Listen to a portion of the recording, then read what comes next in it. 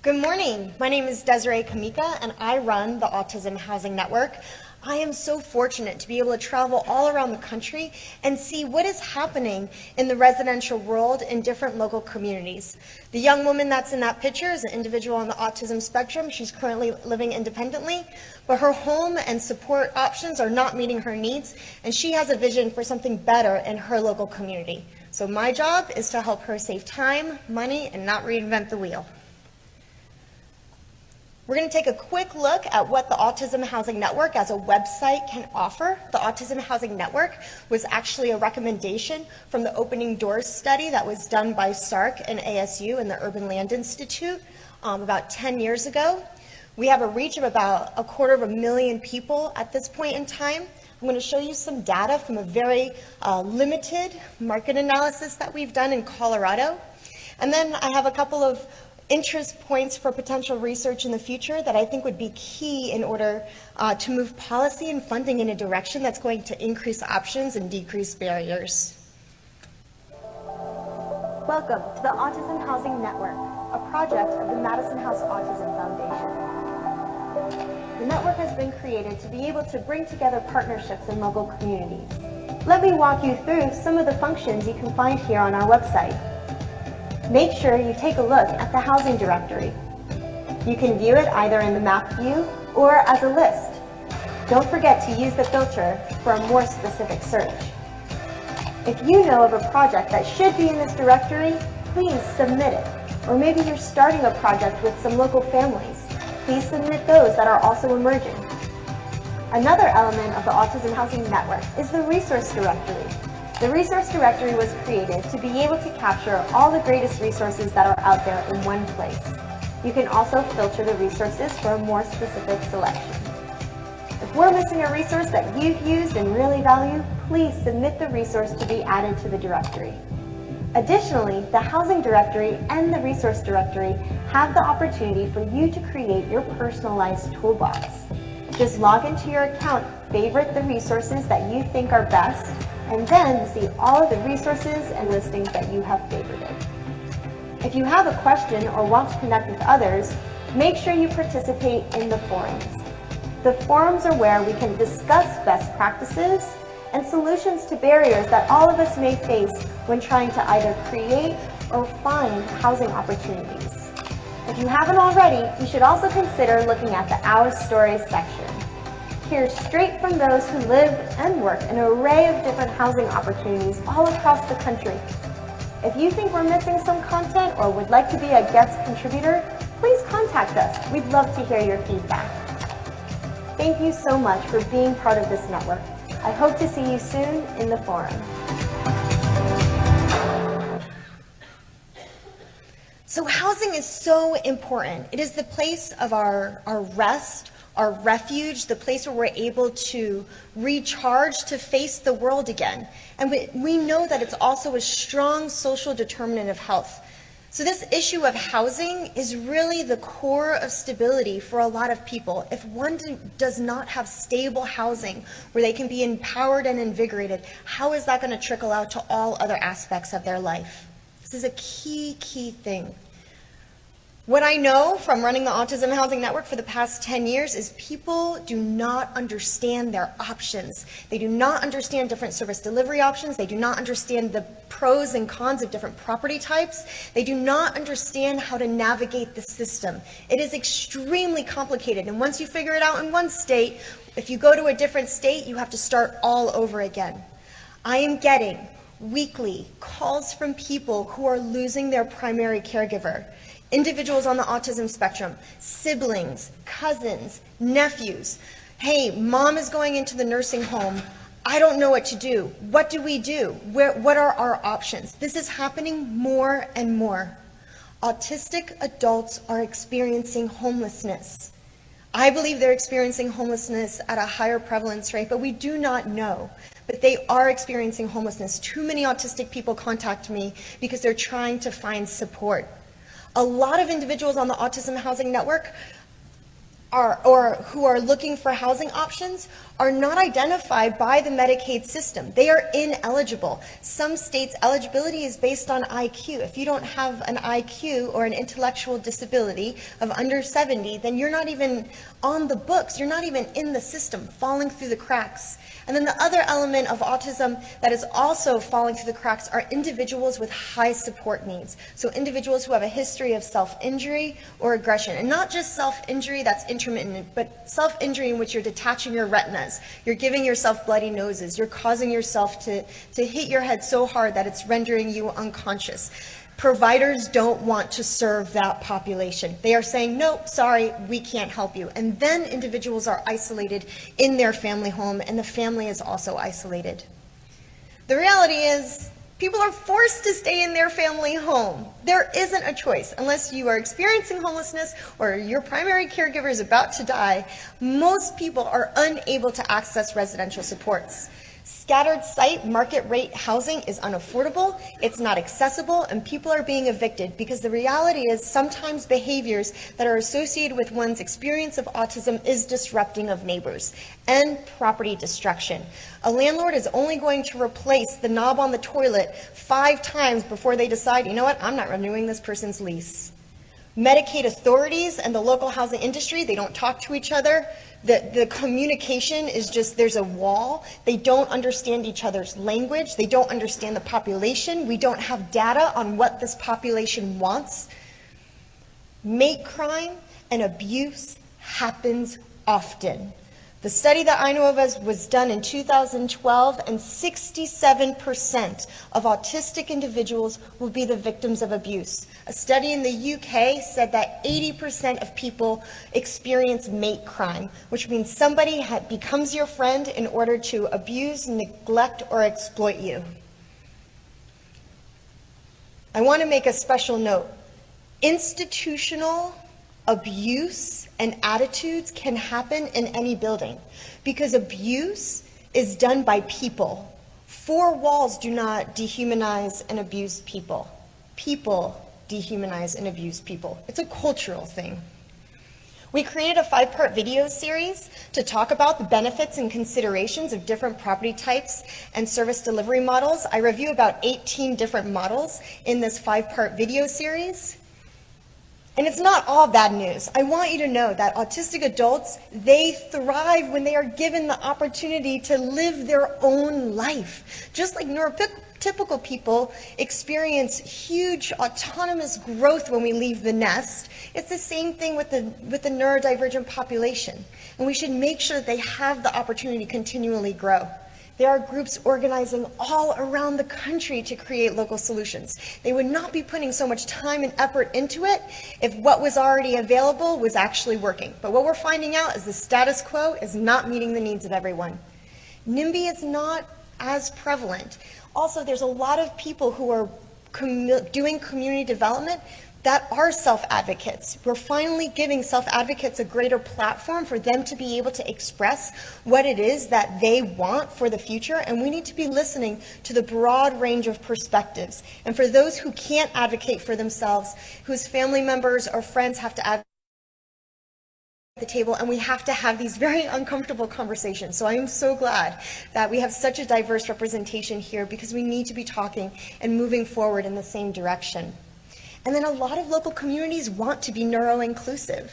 They get it, you know, we're shifting. This is not the 60s anymore.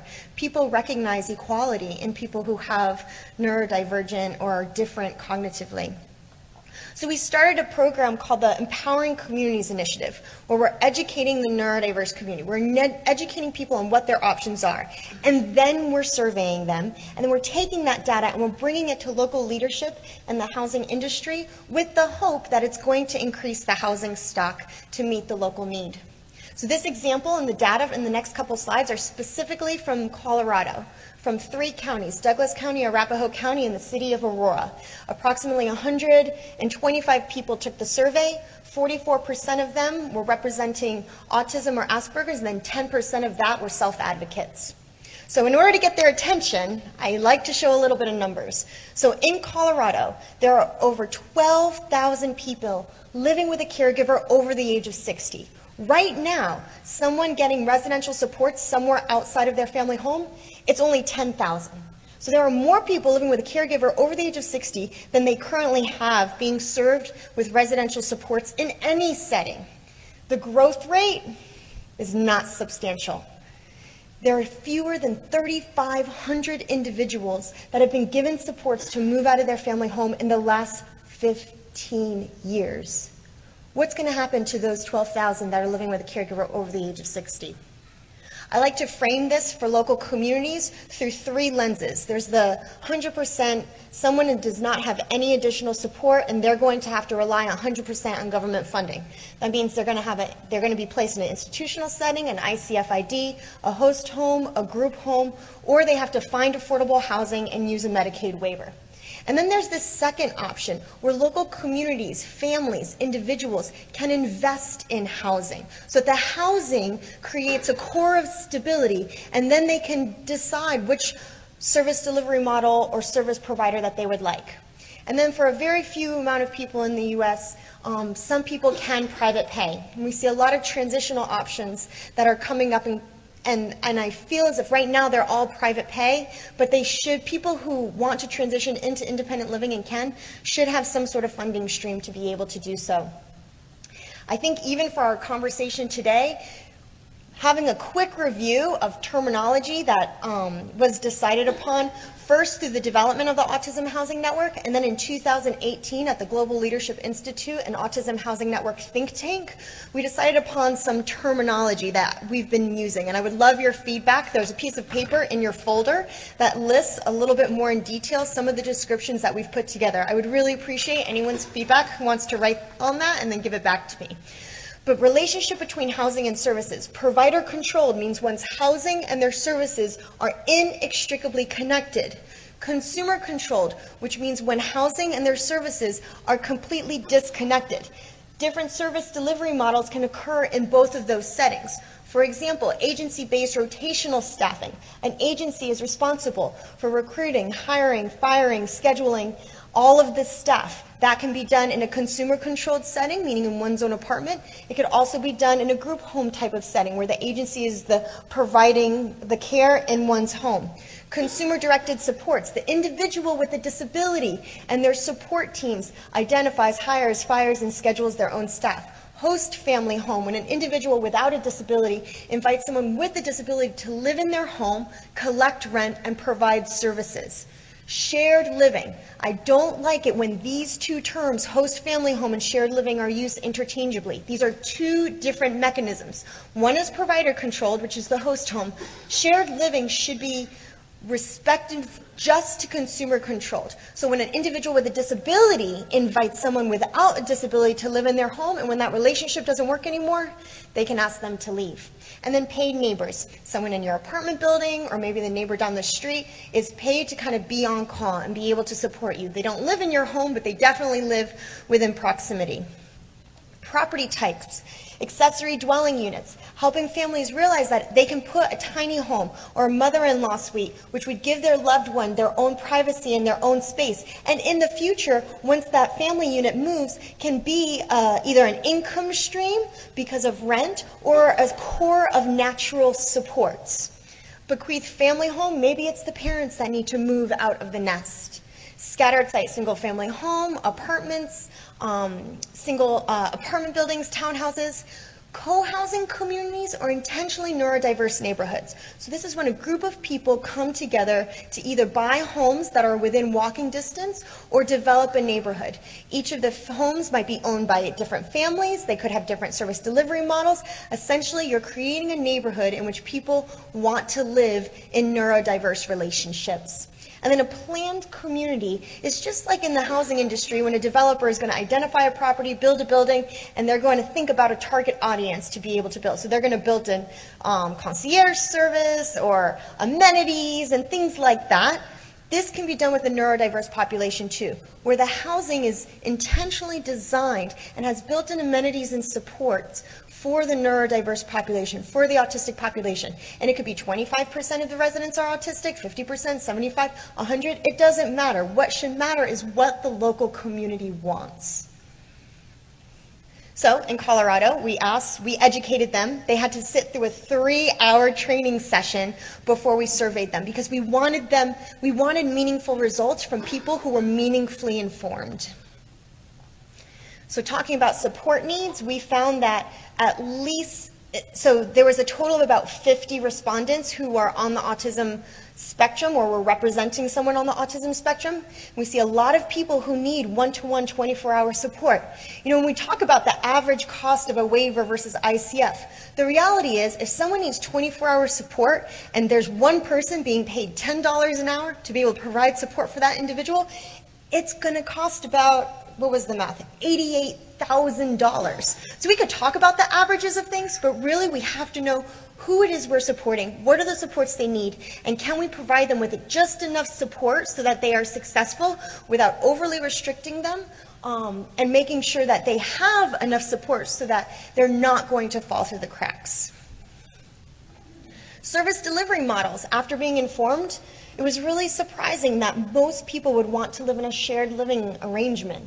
And a lot of people were interested in consumer-directed staffing. There are still individuals who are still interested, though, in provider-controlled settings, host homes, group homes, ICFIDs. These are still desired options, even after being educated. So it's important that we have a variety of choices. Barriers to one's access in the community. 33 people said that one's lack of social skills to be able to maintain relationships was their biggest barrier to friendship. Having to meet someone, get their number, schedule, decide where you're going to go, get transportation to go there, and then go hang out and do that all over again takes a lot of effort and energy and social skills. People feeling overwhelmed by crowds or the unexpected was the second highest. Lack of transportation. These are all the elements that were really above the rest. So lack of transportation, not enough money, not enough support, whether that's paid support or natural supports. All major barriers. And then a lot of people were declining to go do things in the community because they didn't want their parents to go with them. Surprise, surprise. So what is important for people's future? We asked them a lot of different options, and these were the top options. The purple is extremely important, the green is important. And it's really, really extremely important for people, over 75%, to be as independent as possible, a high respect for privacy, having one's own stable home and life, feeling accepted for who I am, living with or close to my friends, emphasizing personal safety, neighbors who know and can support me, and then a setting that supports a fit and healthy lifestyle. These were the top things that people were interested in whatever future residence that they were going to choose. Rent, buy, or bequeath. Provider controlled, 6 people were interested in that. 13 of the people needed to have some sort of assistance to be able to afford rent. 5 were interested in renting.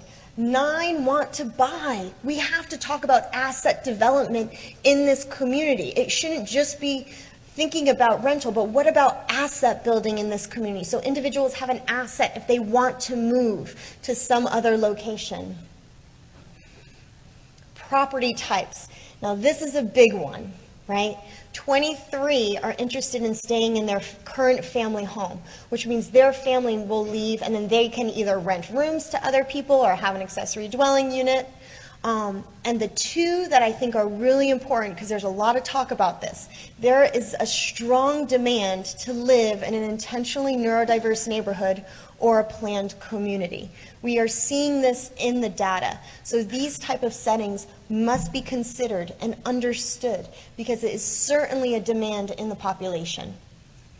And then another thing to note, 17 were unsure, which means we have to be able to tell more stories so that people understand what their options are. These are some of the things that rated really high, important or extremely important. Over 60% was having a grocery store nearby, a gathering space with free activities, access to public transportation, huge, a theater room to watch movies with others, a walking or bike path, a sensory room to relax and de-stress, or having restaurants or a food court nearby so I don't have to prepare and eat at home by myself all the time. What type of built-in features? These were the top built-in features. Single level, optimized for aging in place, easy clean features, smart home equipped. People were most desiring to pay extra for a smart home equipped home. And then sensory friendly design and features. More than 60% wanted all of those things. And then built-in services that aren't necessarily need to be Medicaid funded, but that can become part of rent. Having a house cleaning service, having a shared dining area or a meal plan, a ride share, other transportation options, employment, community navigator, a 24/7 help desk or on-call in-person support, and then emergency help intercom. These were all things that people would want, kind of like built-in supports in their housing options. So going into the research needed, we have to have foundational nomenclature. We have to be talking the same language in order to research and measure the outcomes. And right now we're not. Number of people in a home is not good enough. Any data that is being collected must be person-centered. So it doesn't matter if we're looking at how many times do people go out to restaurants per week. Well, it has to be measured in relation to how many times do people want to go out to that restaurant. What are the barriers to them being able to go out to a restaurant? Are they going to their preferred restaurant? It has to be person-centered. It can't just be, are people going to their faith community every week? Well, what does that mean? If they're atheists, it doesn't matter if they're going to a faith community. They don't care, so the data is going to be skewed. Everything has to be person-centered. How are the states going to meet the demand? What is the strategy? Are the states talking about how are we going to prevent forced institutionalization or people just being placed in the next empty bed? Too many people are being displaced because they do not have access to housing. And then what is the impact of being forced to stay in your family home, that learned dependency over decades? What is the cost variable of that? And also, what about the quality of life? So many people say, when I talk to parents, wow, my child, I had no idea they could do X, Y, and Z. Once they moved out, they grew so much. Disability, impairments associated with disability can sometimes be supported through the environment. Sometimes it is the environment that can most disable someone. So what changes in the environment can be used to decrease disability of one's impairment, especially talking about abuse mitigation. Too many people are being abused. This is ridiculous. We have to be able to look at that very hard. How can we prevent people from being abused? How are home designs and physical accommodations going to increase access for individuals with cognitive disabilities? What about smart home and assistive technology? How is that going to impact the direct support workforce, which we're in a crisis for? And how is it going to help individuals be able to better self-direct their lives? We have to be able to talk about individuals with high support needs. How can we make the housing environment better for them? And then there's a lot of private pay options around the country. Why are we not comparing these? Are private pay options doing a better job than the publicly funded ones in the same area, both in quality and financial analysis? What is the percentage of autistic adults and their families that are homeless? Is it a higher percent? What if they're able to access autism-specific intake? Are they going to be able to get better supports if the individual who is doing the intake can actually understand the autistic person's needs and support them in an autism-specific way instead of assuming that they have a drug addiction or just a mental health challenge? And then does autism-optimized housing improve retention outcomes? And most importantly, what type of set-asides and incentives can funnel funding for the neurodiverse population? Not just people with disabilities as a set-aside. There are set-asides for people with HIV and AIDS and chronic homelessness. There has to be a set-aside for the neurodiverse population. There are too many people who are ending up in more expensive and restrictive environments because they don't have access to affordable, accessible housing. There is a direct service professional crisis. We need to stabilize it. The people who have the most impact in people with autism's lives are often the ones that are providing the direct support every single day. How are we going to decrease repeat offenders of abuse? When somebody is accused of abuse, if there isn't evidence for a conviction, there's nothing on a record. So they can go to a different agency and continue the pattern of abuse because it's not showing up in a background check. What's the impact of autism-specific training for direct service providers? Does it increase outcomes for the autistic individual? And then how are we using technology more efficiently? Let's talk about discrimination. At what points should states be held liable for not providing enough affordable, accessible housing, which is causing the forced institutionalization of people with disabilities? At what point are the states liable to the Olmstead decision? Can Medicaid legally restrict one's LTSS money, waiver money, in a setting that is their own home? How many people, how many first responders and ER visits are being performed because people don't have an appropriate support system? How are we using other systems that are not supporting this population in crisis when really we should be providing the supports in the first place so that people don't have to go to the ER when they're in crisis? And then how are nuisance laws preventing people from wanting to access help?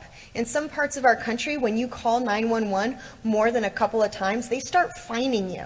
So people who are in abusive relationships or in abusive situations might not want to call for help because they're afraid they're going to be fined and they're on a fixed income. These are some really big issues, but I believe with everything in me that if we're able to work together, solutions are possible. There's a better future out there for autistic adults, and I want to be part of that, and I want to invite all of us to really try to work together and get on the same page so that we can have a better future for the neurodiverse population. Thank you.